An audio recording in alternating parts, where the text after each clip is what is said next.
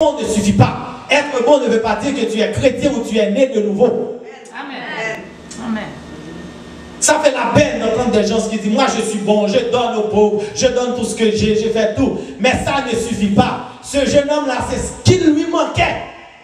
C'est pas tout ce qu'il devrait faire. Est-ce que vous êtes là avec moi? Amen. Il était déjà bon. Mais Jésus maintenant te dit, si tu veux être parfait, voilà ce que tu dois faire. Verset 21. Si tu veux être parfait.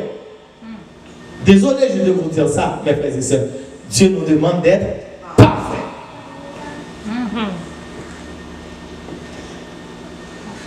On dit dans notre vie, nul n'est parfait. Puis je suis d'accord, c'est réel, c'est biblique, Dieu est d'accord. Dieu est d'accord. Si tu es comme monde qui est parfait, c'est qu'il t'a mourir en place, nous. Amen. Suis-moi. Si qu'on seul monde sur la tête est parfait, c'est lui-même qui t'a mourir en place ou en place moi-même. C'est parce que nul n'est parfait, c'est pour ça Jésus, il est venu. Afin de nous donner la vie qui va nous rendre parfaits. C'est-à-dire la perfection, c'est la vie en Jésus. Amen. La perfection, c'est la vie de la nouvelle naissance. En dehors de Jésus, je suis imparfait. En dehors de Jésus, je peux être bon. Mais en Jésus, le Père m'a agréé. En Jésus, le Père m'a reçu dans la perfection. Mais c'est seulement en Jésus. En dehors de lui, avec la religion, on est bon. Il y a beaucoup de religions qui ne tuent pas, qui ne mentent pas, qui font beaucoup de choses. Mais ça, tu peux être juste bon. Jésus dit, si tu veux être parfait maintenant, voilà ce que tu dois faire. C'est pas moi qui dis. Dans Matthieu 5, verset 48, je pense, après savoir, Jésus était en train de donner toutes les principes du royaume. Puis en finissant, il a dit, soyez parfaits comme votre Père céleste. C'est pas une cité une seule fois. Je ne vais pas vous comprendre que je parle ma petite parole dans l'air. Jésus nous demande d'être parfait. Et cette perfection, je vous répète, c'est la vie en Jésus. C'est ça la perfection. Ce n'est pas moi qui vais me rendre parfait. Je ne peux pas me rendre parfait. Mais c'est seulement en Jésus, Dieu me voit parfait. Amen.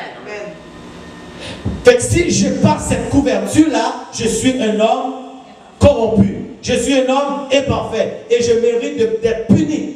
Mais en Jésus, c'est là que je suis justifié. Maintenant, vous voyez, la société nous exige à être bon. Puis on fait des efforts aussi vraiment pour être bon. On est bon des fois, même si ce n'est pas tout le temps, mais on est bon des fois. Mais Jésus nous dit, ça reste dans le niveau de l'homme. Maintenant, il faut que tu sois parfait, il faut que tu aies la vie de Jésus. J'aimerais aller plus loin avec vous, pour comprendre un petit peu la théologie. Je vais faire un petit peu de théologie avec vous. Quand Jésus était fini de créer l'homme, il a dit que c'était bon. Pas vrai? Oui. Si vous lisez la Bible Genèse, il a dit que c'était bon. Mais malgré l'homme était bon, ça n'a pas empêché l'homme de chuter. Est-ce que vous êtes là? Amen.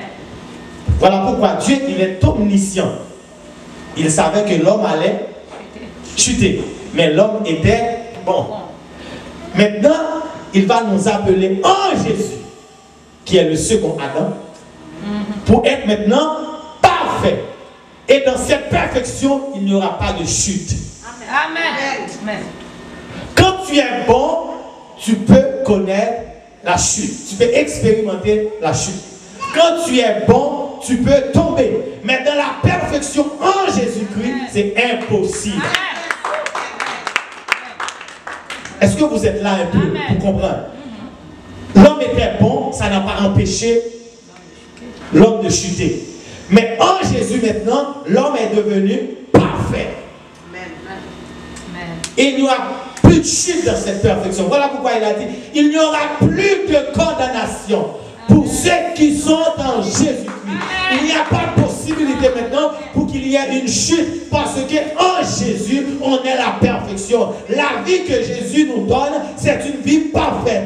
La vie que Jésus nous donne, c'est une vie parfaite en Dieu. Est-ce que vous êtes là? C'est-à-dire, mes frères et sœurs, je vous encourage à expérimenter et à connaître cette nouvelle naissance. Jésus lui a dit, va, tu vas vendre tout ce que tu as. Donne aux pauvres, viens et reçois.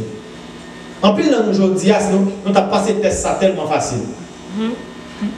Pas vrai? On va dire tout le monde non, mais en plus, nous avons passé le facile. Parce que nous avons vu le bagage. Bon, je dois dire la vérité. Nous avons passé le vite moi-même. Vite. Parce que c'est un homme riche, jeune, parce que l'homme va le penser. Comment on va le faire? Parce que nous avons pensé à la retraite.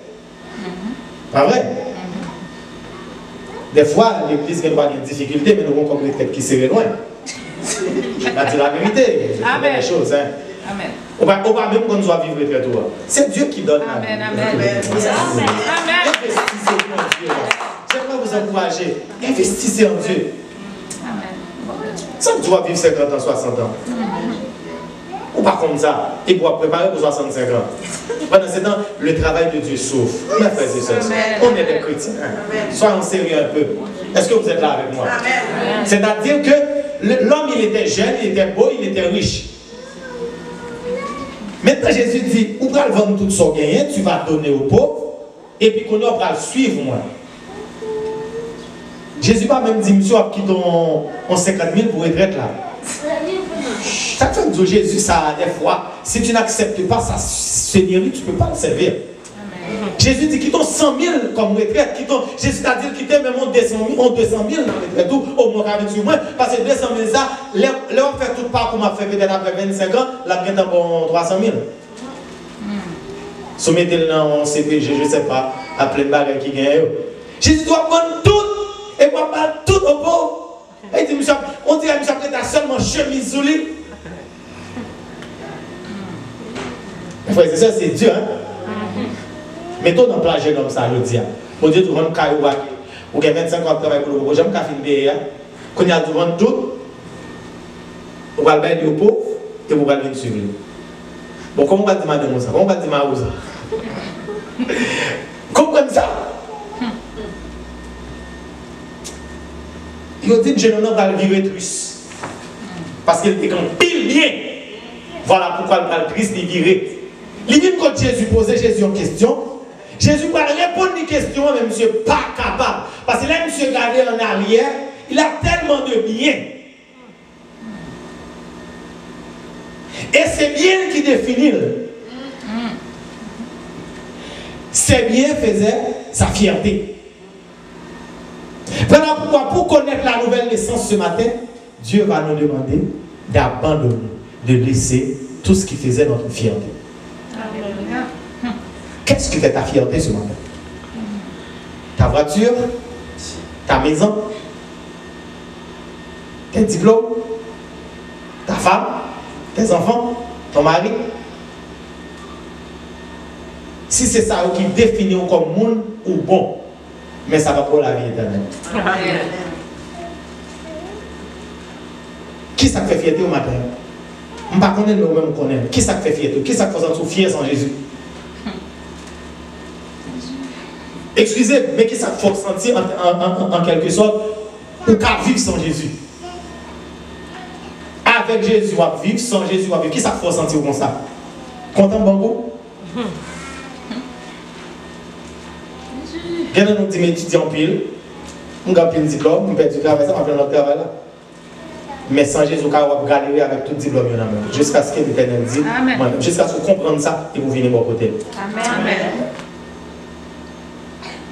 Ce jeune homme, c'était César qui faisait sa fierté. Et ça qui fait fierté là, c'est lui-même, mon Dieu, a demandé pour quitter, pour abandonner, pour venir suivre lui. Parce que là, ça qui fait fierté là, non, ou toujours pas qu'à suivre Jésus tout le monde. Amen. Voilà pourquoi il a dit, si quelqu'un veut venir après moi, il doit renoncer à lui-même, il doit changer sa croix et il doit le suivre. Ça qui fait fierté là, il ne faut pas qu'à suivre mon Dieu tout le monde, frère seul. Parce que tu es encore une femme fière, tu es encore un homme fier, tu ne peux pas servir Dieu.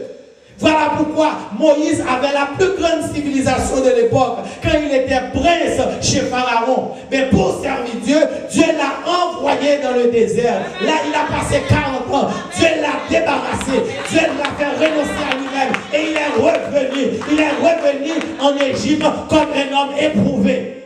Dieu avait la même chose avec l'apôtre Paul. Il avait la plus bonne connaissance, la plus bonne civilisation de l'époque. Mais après sa conversion, Dieu l'a envoyé en Arabie pour passer 3 ans. Et quand il est revenu, il dit tout ce que je connaissais, tout ce que j'avais, je considérais ça comme de la boue maintenant. Car Christ est ma vie, la mort m'est un gain. Est-ce que vous êtes là? Quand tu as connu Dieu, tu as expérimenté la nouvelle naissance, tu es seulement fier quand tu es au pied de la croix. Amen. Seulement ça. Au pied de la croix, je suis fier, je suis bien. En dehors de ça, je ne suis rien. Cet homme avait beaucoup de bien. Maintenant, on va voir un peu dans notre époque. Comme pasteur d'église, je rencontre quelqu'un qui a beaucoup d'argent, je vais dire, écoute, vends un peu, donne-moi un peu d'argent pour qu'on puisse acheter un local pour l'église, pas vrai? Amen. Comme c'est ça qu'on va dire. Jésus avait 12 disciples avec lui. Jésus n'avait pas de maison, il n'avait rien. Il n'avait pas de bateau. Il n'avait rien qu'on peut voir. Jésus n'avait absolument rien qu'on pouvait voir là, mes frères et sœurs, qu'on pouvait toucher. Il n'y avait pas d'argent. Il pouvait dire à ce jeune homme, va vendre tout ce que tu as, donne la moitié à mon ministère, et puis après, tu peux garder un quart, puis tu donnes l'autre quart aux pauvres. Jésus n'a pas dit ça. Va, vends tout ce que tu as et donne aux pauvres. Non, pas pour financer mon ministère, mais pour donner aux pauvres. Mais quand Jésus parlait comme ça avec le jeune homme, il n'a pas compris vraiment. Pourquoi Jésus disait ça? Mais dans Proverbe, avant, Jésus disait, celui qui donne aux pauvres, qu'est-ce qu'il fait? Il prête à Dieu. Celui qui donne aux pauvres, il prête à Dieu. Bon, mes amis, qui pipe comme nous avons prêté l'argent? Vous savez, quand vous faites l'argent, si vous allez vous prêter l'argent, vous êtes content de vous bailler? Vous connaissez où vous joignez? C'est la même chose. Jésus dit, l'homme prêté. L'homme est pauvre, c'est plutôt prêté à Dieu. Maintenant, on va aller vite parce que là avant, je ne peux pas tout dire. Maintenant, on va voir les disciples qui étaient avec Jésus. Jésus a rencontré Pierre. Il a dit, laisse ça, je te ferai des pécheurs d'hommes. Viens avec moi.